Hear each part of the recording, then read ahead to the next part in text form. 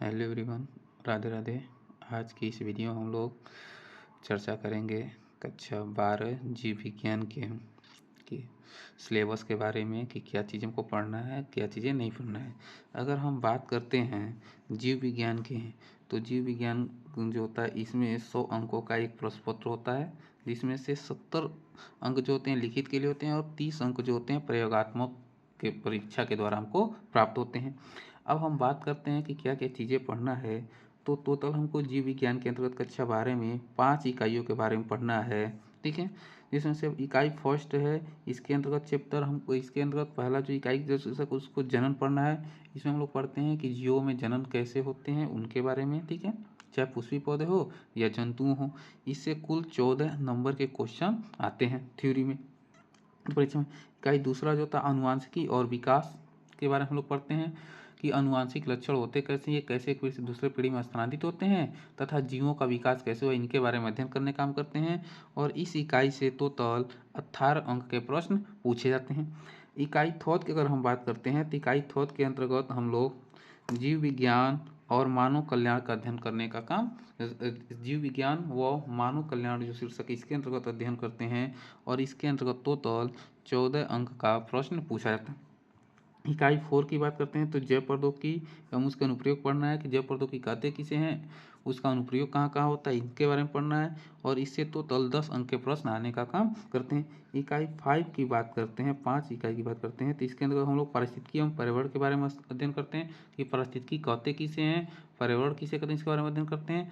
क्या क्या चीज़ें आती हैं जो पर्यावरण को हानि पहुँचाने का काम करते हैं, उसके बारे में अध्ययन करने का काम करते हैं। और इस इकाई से टोटल 14 नंबर के प्रश्न पूछे जाते हैं। इस प्रकार से पांचों जो इकाइयाँ होती हैं उनसे मिलाकर के कुल 17 अंक के जो 70 अंक का जो सॉरी कुल 70 अंक का जो होता है लिखित में प्रश्न पूछे जाते हैं।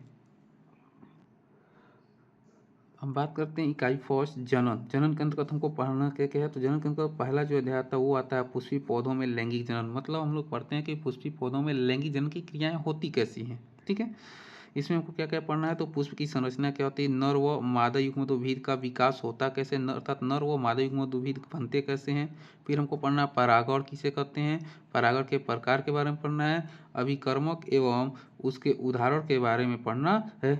उसके बाद वही प्रजनन युक्तियाँ आती हैं उनके बारे में अध्ययन करना है। पराग स्त्री केसर का संकर्षण कैसे होता है, दोहरा निषेचन पढ़ना है। निषेचन के पश्चात क्या क्या घटनाएं होती है, तो दोहरा निषेचन, उसके निषेचन जब होने के बाद से क्या क्या घटनाएं होती है उनके बारे में पढ़ना है। जैसे भ्रूणपोष एवं भ्रूण के विकास या परिवर्धन की अवस्थाएं पढ़ना है।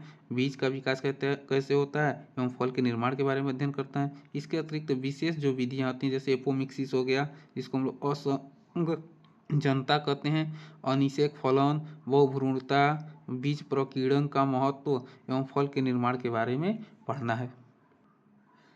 जनन इकाई के अंतर्गत दूसरा जो चैप्टर आता है वो है मानव जनन। इसमें हमको पढ़ना है नर व मादा जनन तंत्र के बारे में कि नर मादा जनन तंत्र क्या होते हैं।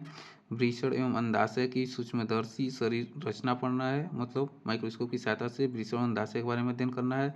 युग्मक जनन के बारे में पढ़ना, मतलब शुक्राणु कैसे बनते हैं या अंध जनन की क्रिया कैसे होती है। मानसिक चक्र क्या है, निषेचन के बारे में, भ्रूणी परिवर्तन, ब्लास्टोसाइट का निर्माण तक हमको अध्ययन करना है।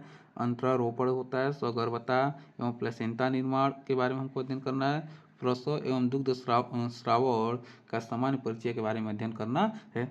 तीसरा जो चैप्टर आता है जनन के अंतर्गत वो है जनन स्वास्थ्य के बारे में हमको पढ़ना है कि जनन स्वास्थ्य की आवश्यकता क्यों है एवं यौन संचालित रोगों की रोकथाम कैसे करते हैं, इनके बारे में अध्ययन करते हैं। उसके बाद पढ़ते हैं हम लोग परिवार नियोजन किसे कहते हैं, इसकी आवश्यकता क्यों है, या इसकी विधियाँ कैसे होती हैं कि कौन सी विधियाँ अपना कर हम लोग परिवार नियोजन कर सकते हैं। उसके बाद गर्भ निरोध पढ़ना है हमको। चिकित्सीय सगर्भता समापन पढ़ना है, एमटीपी जिसको हम लोग बोलते हैं।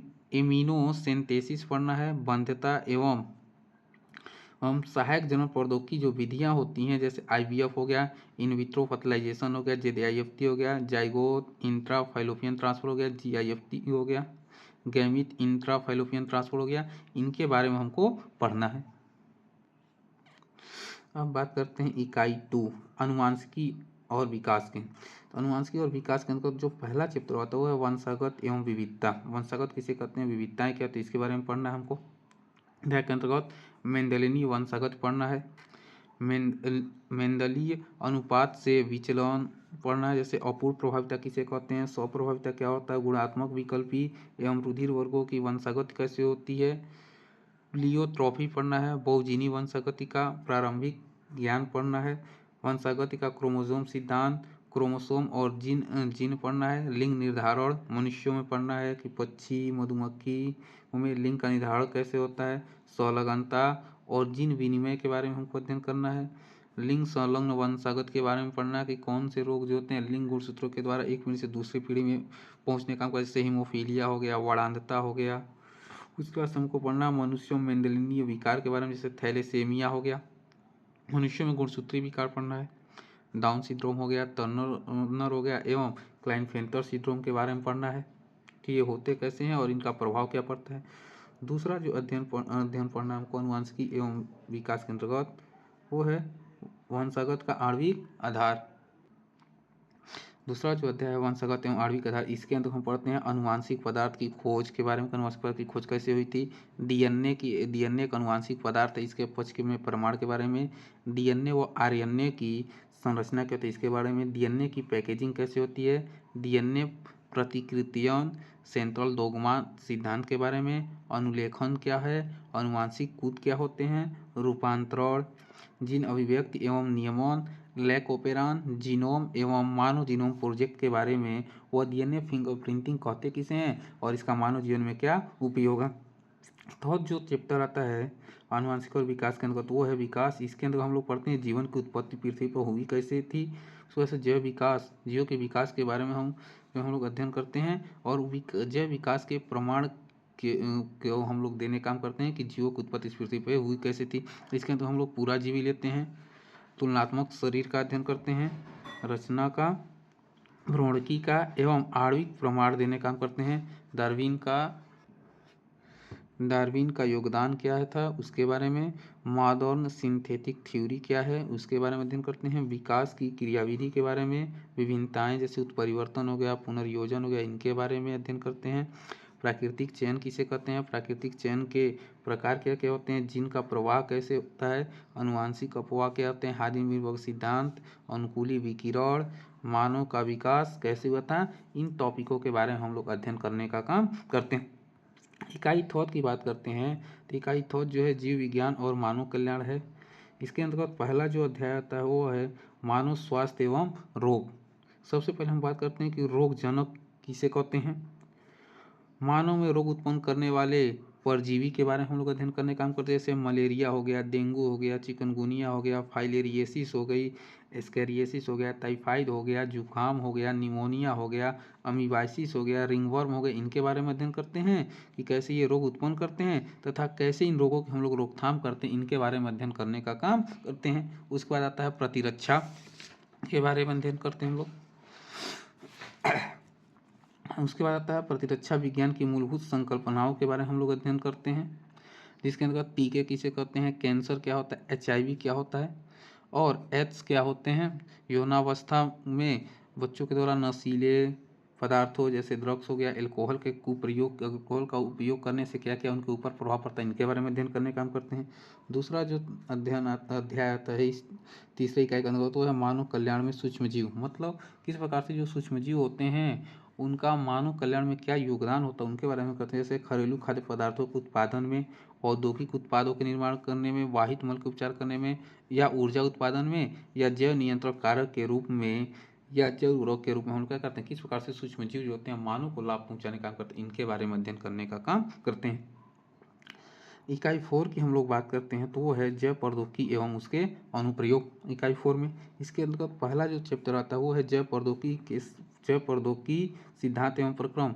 मतलब इसमें हम अध्ययन करते हैं कि जैव प्रौद्योगिकी का सिद्धांत क्या है और उसके प्रक्रम क्या है। इसमें बस एक ही चीज़, अनुवांशिक इंजीनियरिंग होता क्या है अर्थात पुनर्योगज डीएनए तकनीक है क्या, किस सिद्धांत पे वर्क करता है और किस प्रकार से हम लोग पुनर्योगज डीएनए बनाने का काम करते हैं। दूसरा जो अध्याय आता है वो होता है जैव प्रौद्योगिकी एवं उसके अनुप्रयोग। अर्थात जैव प्रौद्योगिकी जो हम लोग पढ़ रहे हैं, बनाए हैं, जैव प्रौद्योगिकी जो कर रहे हैं उसका उपयोग हम लोग कहाँ करते हैं, इसके बारे में इस अध्याय के अंतर्गत अध्ययन करते हैं। जैसे जैव प्रौद्योगिकी का स्वास्थ्य एवं कृषि में उपयोग। मतलब जैव प्रौद्योगिकी का हम लोग स्वास्थ्य के क्षेत्र में या कृषि के क्षेत्र में उपयोग कैसे करते हैं। मानव इंसुलिन के बारे में हम पढ़ते हैं ठीक है। और वैक्सीन उत्पादन हम लोग पढ़ते हैं कि किस प्रकार से जब प्रौद्योगिकी का प्रयोग करके मानव इंसुलिन और वैक्सीन बनाए जाते हैं, या जीन चिकित्सा में कैसे उपयोग किया जाता है, अनुवांशिक रूपांतरित जीवों के उत्पादन में जैसे बीटी फसलें हो गया, ट्रांसजेनिक जीव बनाने में, जैव सुरक्षा समस्याएं, बायोपायरेसी एवं पेटेंट के बारे में अध्ययन करने का काम करते हैं।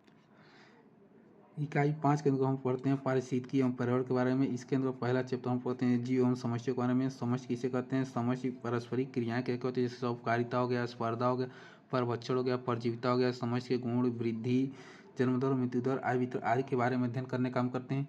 दूसरा जो अध्याय होता है वो आता है पारितंत्र की संरचना। इसके अंतर्गत हम लोग घटक, उत्पादकता एवं अपघटन, ऊर्जा प्रवाह, पारिस्थितिकी पिरामिड, जीव संख्या का, जीव भार एवं ऊर्जा की पिरामिड के बारे में अध्ययन करने का काम करते हैं। पांचवा इकाई के अंतर्गत जो तीसरा अध्याय वो होता है जैव विविधता एवं संरक्षण के बारे में अध्ययन करते हैं, अर्थात जैव विविधता की संकल्पना क्या है, जैव विविधता के प्रतिरूप क्या कौन कौन से होते हैं, जैव विविधता का महत्व क्या है, क्षति एवं जैव विविधता का संरक्षण के बारे में, हॉटस्पॉट किसे कहते हैं, संकटग्रस्त जीव किसे कहते हैं, विलुप्ति तो किसे कहते हैं, रेड डाटा बुक क्या होता है, बायोस्फीयर रिजर्व क्या होते हैं, राष्ट्रीय उद्यान या सेंचुरी के बारे में अध्ययन करने का काम करते हैं। इन्हीं 5 इकाइयों को हमको जीव विज्ञान के अंतर्गत कक्षा 12 में हमें को अध्ययन करना है।